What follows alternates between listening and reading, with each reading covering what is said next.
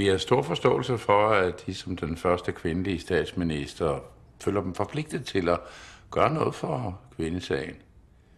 Men det har dog altid været en virksomhedsledelses suveræne ret at afgøre, hvem der skulle sidde i bestyrelsen.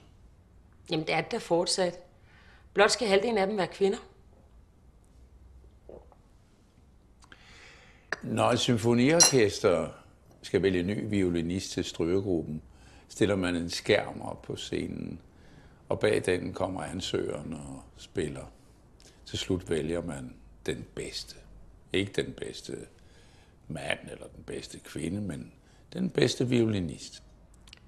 Men sådan er der jo ingen, der besætter en bestyrelsespost ude på de store virksomheder. Vi gør. Godt.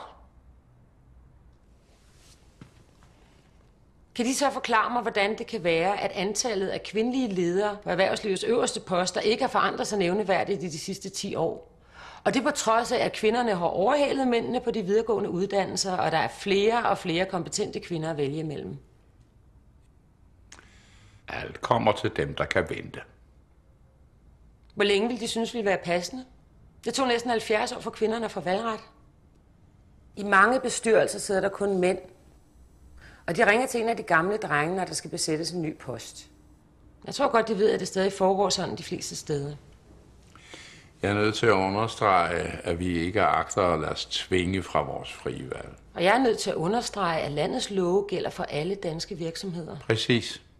En konsekvens af dette kunne derfor blive, at Krone-koncernen flytter sine aktiviteter til udlandet.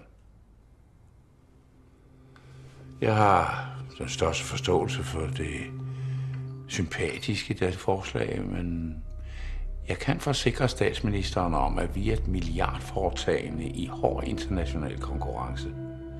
Vi kan ikke risikere en inkompetent ledelse i vores selskaber på grund af et statsligt indgreb. Skal jeg opfatte det som en trussel? Ingenlunde. De lever af at have holdninger. Vi andre skal bare leve med konsekvenserne af dem, og må derfor træffe vores forholdsregler.